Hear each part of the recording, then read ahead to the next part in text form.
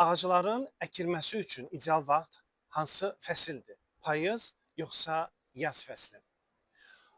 Bir çox ağacların növlərindən asılı olaraq bu payızda və yaxud da yazda əkilə bilər.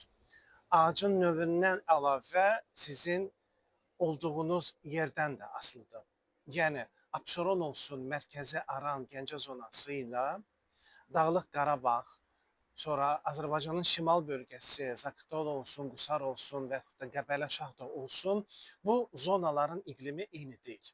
Ona görə də sizin ağac əkmək üçün seçim etdiyiniz vaxt sizin yaşadığınız yerdən asılıdır. Keçək Abşerona. Əgər Abşeronda yaşayırsınızsa, Mərkəzi Aran zonasında yaşayırsınızsa, sizin üçün ən yaxşı vaxt payızdır. Niyə? O barədə danışaq. Payızda ağacların torpağın üst hissəsində olan hissəsində inkişaf olmur. Yəni ağac durğunluq dövrünə gedir. Amma onun torpağın altında olan kök hissəsi ağacın həyat fəaliyyətini davam etdirmək üçün cüzi miqdarda da olsa öz fəaliyyətini davam etdirir. Yazda, yayda olduğu kimi kök sistemi tam fəaliyyət göstərmir, amma ağac məhv olmasın deyə az miqdarda torpaqdan qidalar alır və öz kökünü formalaşdırır. Ona görə də payızda, hal-hazırda indi noyabr ayının sonudur, hələ ki soyuqlar düşməyib, siz Abşeron və Mərkəzi Aran zonasında ağaclarınızı əkə bilərsiniz. Üstünlüyü nədir? Üstünlüyü ondan ibarətdir ki, torpaq hələ tam soyumayıb, şaxtalar yoxdur. Siz ağac əkdikdən sonra mütləq şəkildə ağaca su verirsiniz deyə, verməlisiniz deyə onun şaxta vurma ehtimalı yoxdur və ağacın bayaq dediyim kimi üst hissəsində vegetasiya prosesi dayandığı üçün ağac bütün gücünü verəcək kök sisteminin formalaşmasına, kök sisteminin gücləndirilməsinə, inkişafına və yazda ağac artıq oyananda onun kök sistemi formalaşmış olacaq. Bu, ağacın payızda əkilməsinin üstünlüklərindən biri. İkincisi, payızdır, yağış yağır. Bugünləri elə səhər biraz yağış yağdı. Çox günəş yoxdur deyə, torpaq qızmır deyə suya həssas olan bitkilər, ağaclar, misal üçün elə bu iynə yarpaqlılar, bunların torpağı qurumalı deyil. Onların torpağı daim nəm qaldığı üçün kökləri, onsuz da zədələnmiş kökləri susuz qalıb ziyan görməyəcəklər. İkinci səbəb budur. Sonra gəlin indi hansı ağaclar daha uyğundur? Tutam ki, meyvə ağaclarından söhbət gedirsə, payızda əkiləsi, söhbət Mərkəzi Aran zonası və Abşerondan gedir. Yəni iqlimi mülayim, qışı mülayim keçən zonalardan keçir. Buna alma, armud, gavalı, ərik, alça, şaftalı və bu ağacları payızda əkilməsi məqsədə uyğundur. İynə yarpaqlı ağacların da bir çox növlərini ələxüsus da suya tələbatı çox olan, suya həssas olan ağacları növlərini payızda əkməyiniz daha məqsədə uyğundur.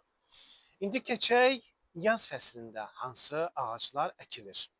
Böyük Qafqaz Sıra dağları, Kiçik Qafqaz Sıra dağları və Talış dağlarında olan zonalarda, yəni şaxtaların daha tez düşdüyü bir yerlərdə sizin ağac əkməyinizi yaza saxlamağınız daha məqsədə uyğundur. Çünki indi ağac əkərsiniz, birinci o zonalarda şaxtalar çox tez düşür, torpaq donur, onun ağacın kökü inkişaf edə bilməyəcək. Və yaxud da əkdiyiniz zaman verdiyiniz su onun köklərini dondurub zədələyə bilər. Ona görə də bu zonalarda ağaclarınızı sizin yazda əkməyiniz daha məqsədə uyğundur. Amma yenə də burada bir xırda bir əmma deyim, konkret bir tarix sizə deyə bilmirəm. Çünki ildən ilə qışın gəlişi Azərbaycanı götürün. İqlim dəyişikliyi ilə əlaqədar olaraq başlayır geriyə qayıtmağa və təbii ki, qışın uzanması da çox olur. Yazda, məsələn, kimsə desə ki, mart ayının 10-una qədər ağac əkə bilərsiniz və yaxud da ağac əkə bilməzsiniz, ona inanmayın, həmin adama inanmayın. Çünki mart ayının 10-unda ola bilər ki, hələ də sizdə torpaqda qar ola bilər, şaxtalar ola bilər və yaxud da ki, mart ayının 10-da artıq bir çox ağaclar alça olsun, ərik olsun, bunlar artıq tumurcuqlaya bilərlər.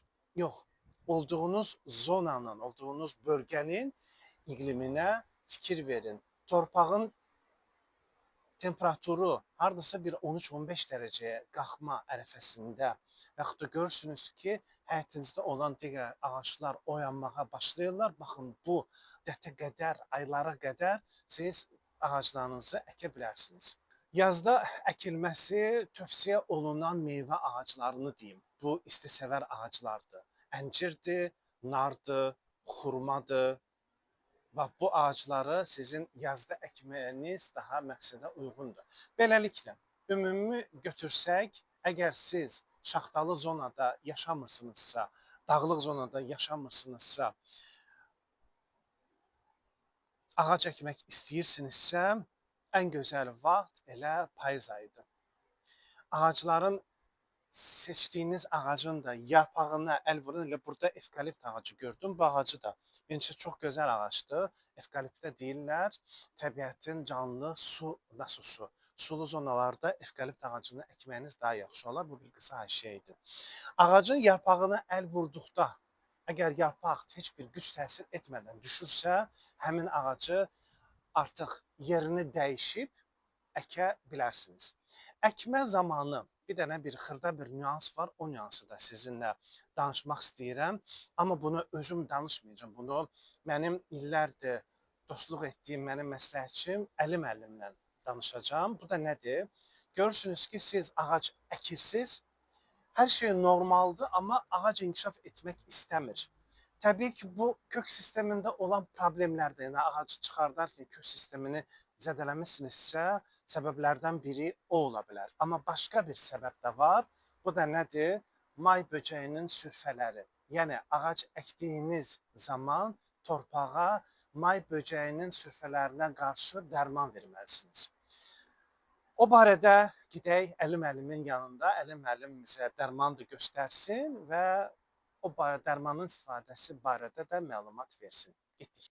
Gəlmişəm Əli müəllimin yanına, sizə dediyim kimi. Ağac əkilərkən may böcəyinin sürfələrinə qarşı hansı dərmanlardan istifadə etmək olarsa və istifadə qaydasını sizə Əli müəllim desin. Əli müəllim, salam aleyküm. Zəhmət olmasa bizə biraz bu barədə məlumat verin. Deməli, bax, çünki o böyük bir problemdir. Bir dağda anlaşmaq olmur.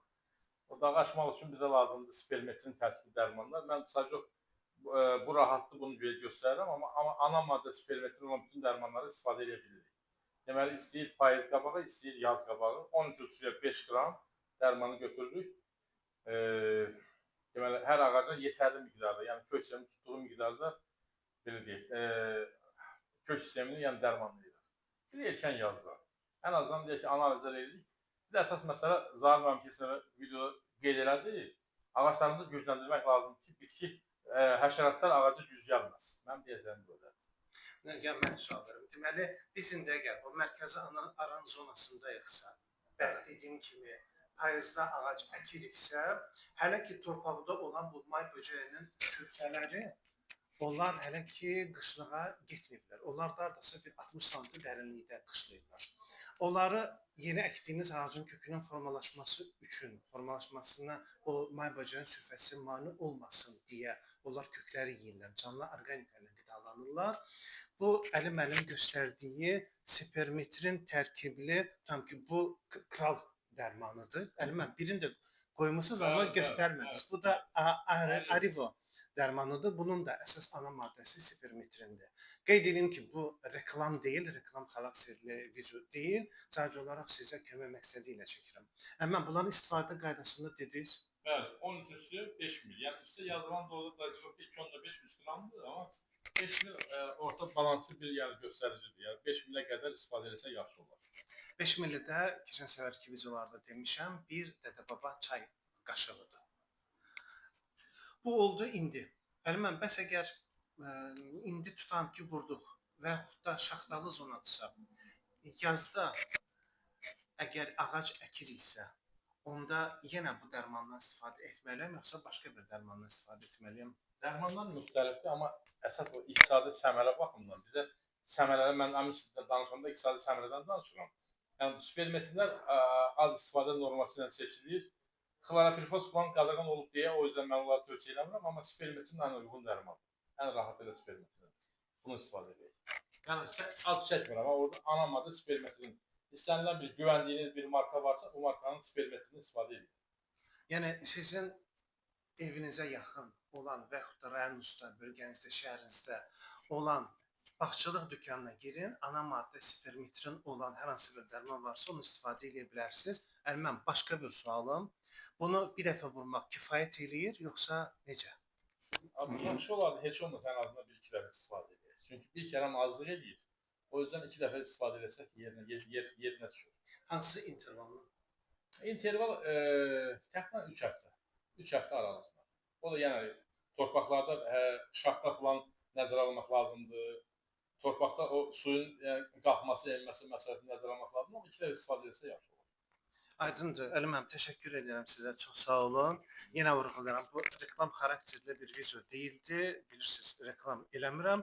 Sadəcə olaraq sizə adətən mən dərmanın adını demədən video çəkəndə yazırsınız ki, dərmanın adını de, dərmanı göstər.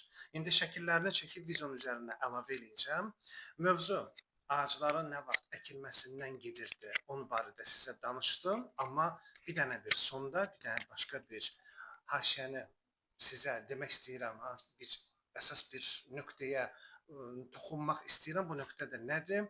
Ağac aldığınız yerə, ağac aldığınız şəxsə xüsusi diqqət yetirin. Yəni hər zaman eyni yerdə dayanan, eyni yerdə işləyən adamlardan ağac alın ki, o adam satdığı ağacın hardan çıxartdığını, necə çıxartdığını onu bilsin. Ola bilər ki, ağacı torpaqdan dartıb çıxardıblar, kökü çox zədələnib. Ola bilər də ağacı qaydasında çıxardıblar. Bu ağacın, əkilən ağacın növbəti inkişafına, böyüməsinə olan çox vacib faktorlardan biridir. Beləliklə, demək istədiyim bu qədər idi. Təşəkkür edirəm hər birinizə baxdığınız üçün. Əgər faydalı hesab elədinizsə, buralarda aşağıda hardasa bəyən düyməsi var. Onu basın.